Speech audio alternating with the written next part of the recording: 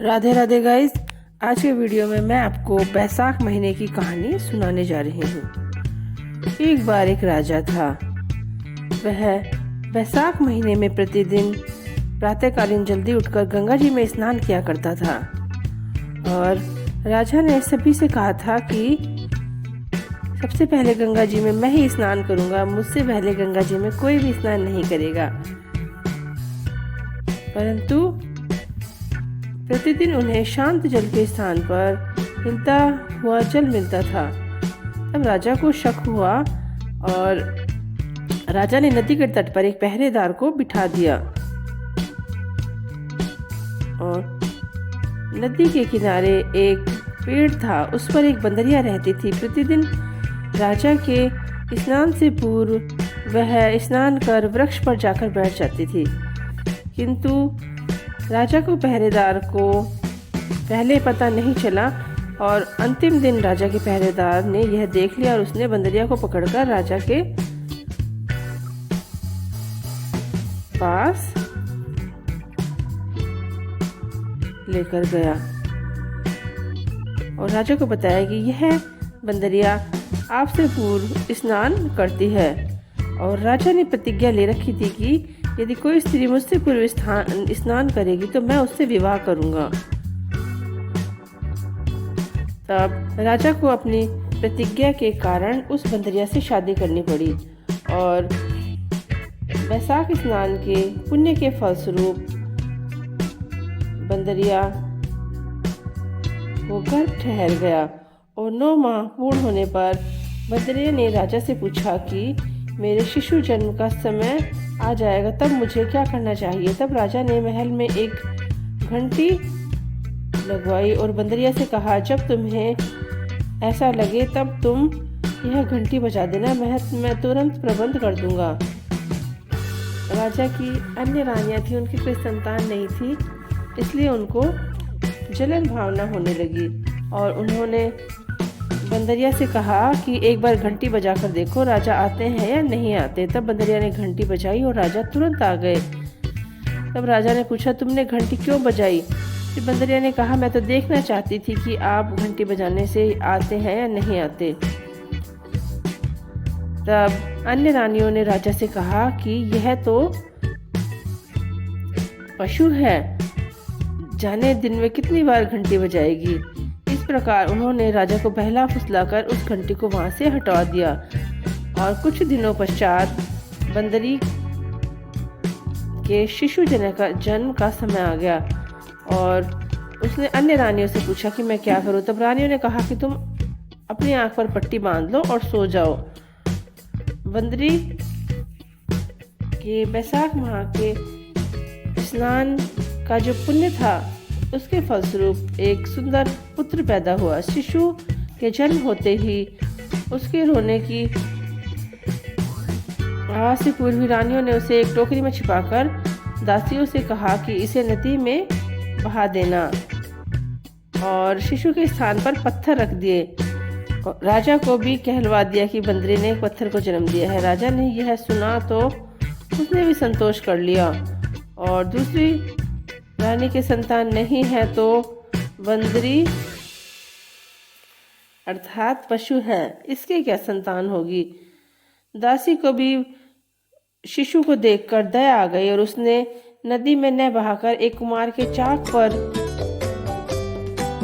बच्चे को रख दिया। और कुम्हारिन आए तब उन्होंने देखा कि हमारे कोई संतान नहीं है, इसलिए भगवान ने हमारे लिए इसे भेजा है। और उन्होंने उसका खुशीपूर्वक लालन पालन किया। जब वह बच्चा बड़ा हो गया तब उसे ज्ञात हुआ कि वह रानी बंदरी का पुत्र है।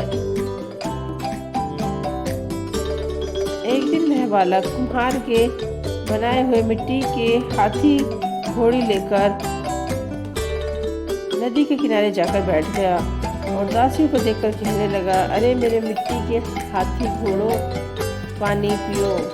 तब दासियों ने यह बात सुनी और हंसने लगी, बोली, मूर्ख, कभी मिट्टी के हाथी घोड़े भी पानी पीते हैं। इस पर उसने कहा, क्या कभी बंदरी के भी पत्थर पैदा होता है। यह समाचार दासी ने रानी को कहा। रानी ने राजा से कहकर कुम्हार को देश निकाला दिलवा दिया। कुम्हार वन में जाकर रहने लगा। तत्पश्चात अगले वर्ष चैत्र माह में गणगौर के पूजन का दिन आया तो वह बंदरी का पुत्र घड़े में पानी भरकर बगीचे के बाहर बैठ गया। उधर राजा और साहूकार की पुत्रियां गणगौर बनाने के लिए मिट्टी लेने आई। तब बगीचे में वह खेलने लगी, घूमने लगी, विचरण करने लगी। कुछ समय पश्चात जब उन्हें प्यास लगी तो बंदरी के पुत्र ने जल पिलाने के लिए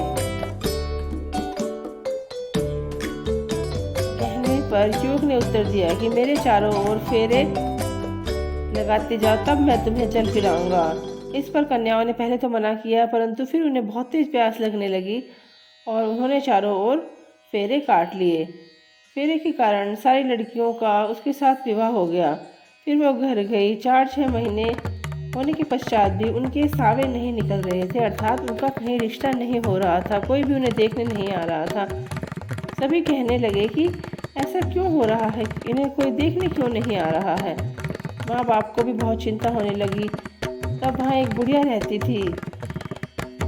उनमें से एक लड़की की माँ ने उस बुढ़िया से कहा कि जहाँ लड़कियाँ बातें करने इकट्ठी होती है वहाँ जाकर बैठना और इनकी सारी बातें सुनना। तब लड़कियाँ आपस में बातें कर रही थी और एक बोली, हम सब ने कुम्हार के बेटे के चारों ओर फेरे लिए हैं, वो हम सबके पति है, इसलिए हमारा सावा नहीं निकल रहा और हमें कोई देखने नहीं आ रहा। बुढ़िया ने सब सुन लिया और लड़कियों की जो माँ थी उनको सारी बातें बता दी।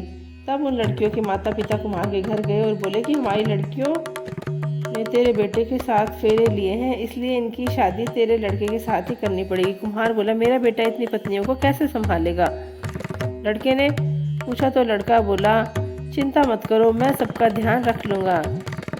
और उन सब का ब्याह उस कुम्हार के बेटे के साथ करवा दिया गया। लड़कियों के पिता ने खूब सारा धन दान दक्षिणा देकर उनको विदा कर दिया।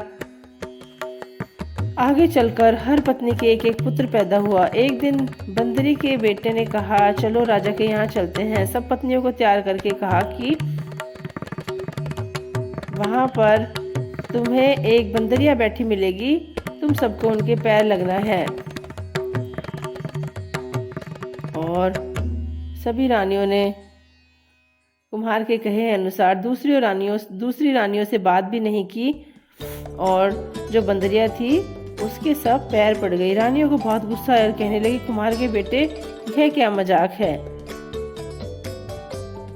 उनकी औरतें बंदरों के पैर लग रही हैं और हमारी तरफ देख भी नहीं रहे। कुम्हार के बेटे को बुलाया और उससे पूछा तो वो बोला, देखो राजा जी, मैं इस बंदरी का बेटा हूँ।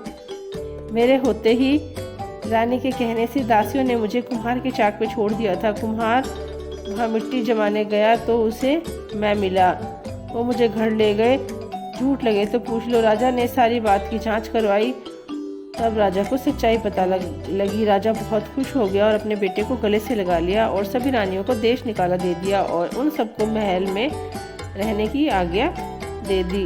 लड़कियां बैसाख नहाती थी, इसलिए उनके बेटे पोतों को राजपाट मिला।